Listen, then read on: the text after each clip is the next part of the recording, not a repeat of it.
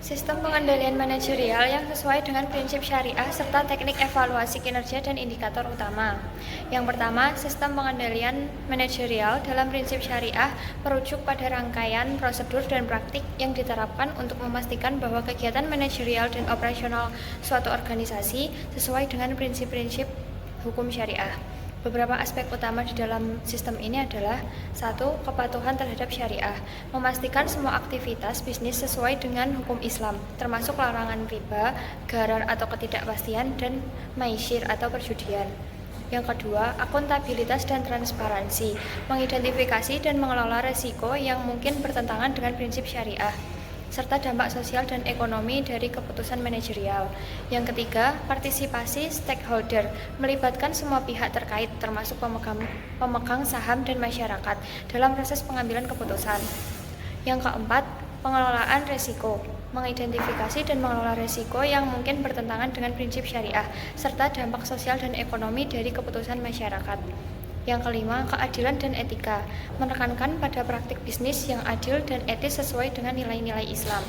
Yang keenam, tanggung jawab sosial, mengintegrasikan tanggung jawab sosial dalam strategi perusahaan serta menciptakan dampak positif bagi masyarakat. Selanjutnya, teknik evaluasi kinerja dalam prinsip syariah adalah metode yang digunakan untuk menilai dan mengukur kinerja individu atau organisasi berdasarkan standar etika dan nilai-nilai syariah. Teknik ini meliputi: 1. Balance scorecard berbasis syariah, yaitu mengukur kinerja dari 4 perspektif, yaitu keuangan, pelanggan, proses internal, serta pembelajaran dan pertumbuhan. Yang kedua, analisis kinerja berbasis syariah, yaitu menggunakan matrik yang mengevaluasi kepatuhan syariah dan dampak sosial. Yang ketiga, survei kepuasan stakeholder, melakukan survei untuk mengukur kepuasan karyawan, pelanggan, dan masyarakat dengan fokus pada nilai-nilai etika dan syariah. Yang keempat, audit syariah, melakukan audit rutin untuk memastikan bahwa semua praktik dan proses bisnis mematuhi prinsip-prinsip syariah. Yang kelima, penilaian tanggung jawab sosial, mengukur kontribusi organisasi terhadap masyarakat dan lingkungan. Yang keenam, indeks kinerja syariah, mengembangkan indeks kinerja yang mengukur sejauh mana organisasi mematuhi prinsip syariah dalam operasional dan pengambilan keputusan.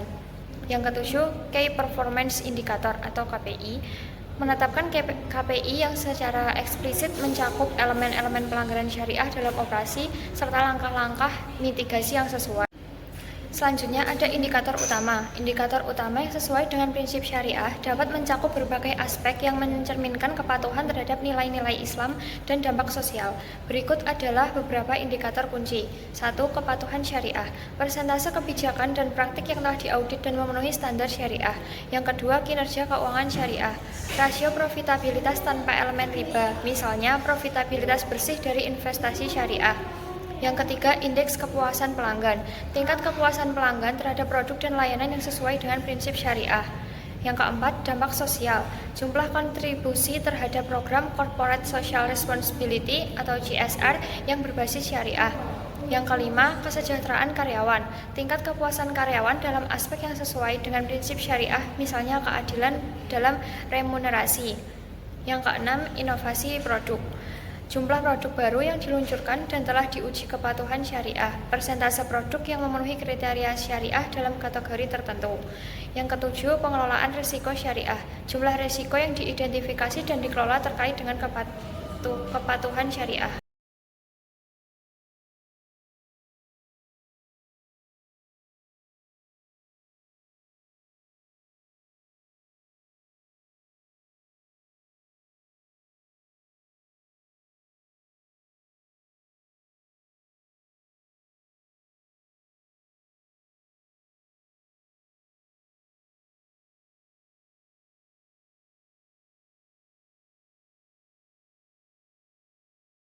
Saya akan membawakan materi tentang teori kepemimpinan dan teori motivasi.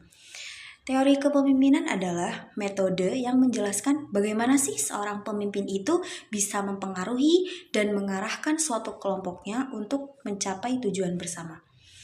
Macam-macamnya ada banyak, ada 6. Yang pertama, ada teori sifat, yang kedua, teori perilaku, yang ketiga, teori kontingensi, yang keempat, teori kepemimpinan situasional, yang kelima, ada teori kepemimpinan transaksional, dan yang terakhir ada teori kepemimpinan transformasional. Masuk yang pertama, Teori sifat itu yaitu pemimpin itu dilahirkan dengan memiliki sifat bawaan masing-masing seperti kepercayaan diri dan kecerdasan yang tinggi. Contohnya Nelson Mandela itu bisa mempengaruhi orang lain dengan karismanya. Yang kedua, ada teori perilaku, yaitu kepemimpinan itu dapat dipelajari melalui tindakan dan perilaku, bukan dari sifat bawaan. Contohnya, ada seorang manajer yang efektif, maka dia membentuk lingkungan kerja yang produktif dengan mendukung dan mengarahkan timnya. Yang ketiga, ada teori kontingensi, yaitu gaya kepemimpinan itu harus disesuaikan dengan situasi yang dihadapi. Contohnya, ada seorang CEO yang mungkin mengambil pendekatan otoriter selama krisis, tetapi mendelegasikan lebih banyak wewenang saat situasinya sedang stabil. Yang keempat, ada teori kepemimpinan situasional, yaitu seorang pemimpin itu menyesuaikan gaya dengan kematangan pengikutnya. Contohnya, ada seorang pelatih yang menyesuaikan pendekatan berdasarkan kemampuan atlet. Jadi, atlet pemula mungkin perlu lebih banyak pengarahan, sementara atlet yang berpengalaman mungkin cukup didukung atau diberi otonomi yang lebih.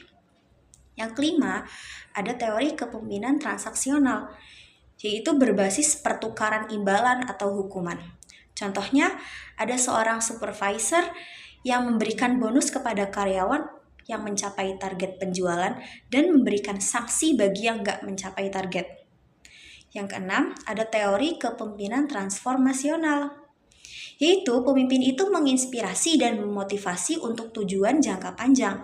Contohnya, seorang pemimpin startup yang menginspirasi timnya untuk menciptakan inovasi teknologi baru, bekerja dengan semangat menuju visi jangka panjang seperti Steve Jobs in Apple. Teori motivasi. Yang pertama, ada teorinya si Maslow, syariah. Pemenuhan kebutuhan dasar hingga aktualisasi diri harus halal dan sesuai syariah. Contohnya, karyawan diberi fasilitas yang mendukung kesejahteraan fisik dan spiritual seperti area ibadah. Yang kedua, ada teorinya si Herzberg, yaitu meliputi faktor-faktor. Faktor motivasi yaitu berupa prestasi, tanggung jawab, dan higienis. Dan harus adil sesuai nilai Islam. Contohnya, gaji diberikan secara halal dan adil dengan tambahan pengakuan spiritual. Yang ketiga, ada teorinya si Mr. Skillan. Prestasi, afiliasi, dan kekuasaan diarahkan untuk keberkahan dan amanah. Contohnya, pemimpin yang bertanggung jawab mengutamakan keadilan dan kebermanfaatan. Yang keempat, ada teori motivasi spiritual, yaitu pekerjaan dilakukan untuk mendekatkan diri kepada Allah Subhanahu wa Ta'ala. Contohnya, karyawan termotivasi bekerja karena mencari keberkahan dan ridho Allah Subhanahu wa Ta'ala. Yang kelima, ada teori keadilan Adams. Jadi, keadilan dalam gaji, pembagian keuntungan, dan peran sosial penting untuk motivasi. Contohnya, seorang karyawan itu merasa dihargai ketika keuntungan itu dibagi secara adil sesuai dengan kontribusi. Yang keenam, ada teori tujuan. Tujuan yang jelas dan sesuai syariah meningkatkan motivasi. Contohnya, bisnis itu menetapkan tujuan yang bermanfaat bagi masyarakat, tidak hanya mengejar keuntungan, tapi ada tujuan bermanfaatnya. Yang ketujuh, kepuasan kerja Islam. Kepuasan tercapai melalui kedamaian batin dan berkah. Contohnya, karyawan yang bekerja dengan niat ikhlas merasa lebih puas. Yang terakhir, ada work-life balance. Work-life balance Islami. Keseimbangan antara kerja dan kehidupan pribadi yang didukung. Contohnya, perusahaan itu menyediakan waktu fleksibel agar karyawan bisa beribadah dan berkumpul dengan keluarga.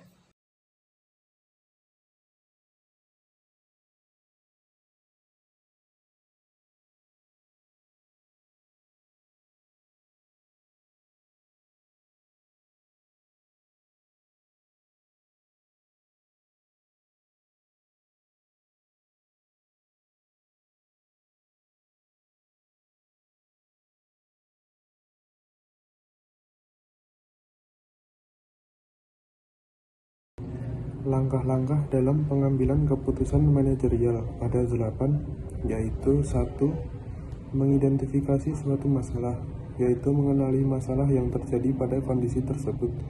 2. Mengidentifikasi kriteria keputusan, yaitu kriteria yang mendefinisikan apa yang penting atau relevan dalam memecahkan suatu masalah. 3. Mengalokasikan bobot pada kriteria. Dengan cara sederhananya adalah memberikan bobot 10 kepada kriteria yang paling penting, dan kemudian memberikan bobot pada kriteria yang lain dengan cara menggunakan standar tersebut. 4. Mengembangkan alternatif, yaitu dalam proses pembuatan keputusan mengharuskan mengambil keputusan dengan menyusun daftar alternatif yang dapat memecahkan masalah. 5. Menganalisis alternatif. 6.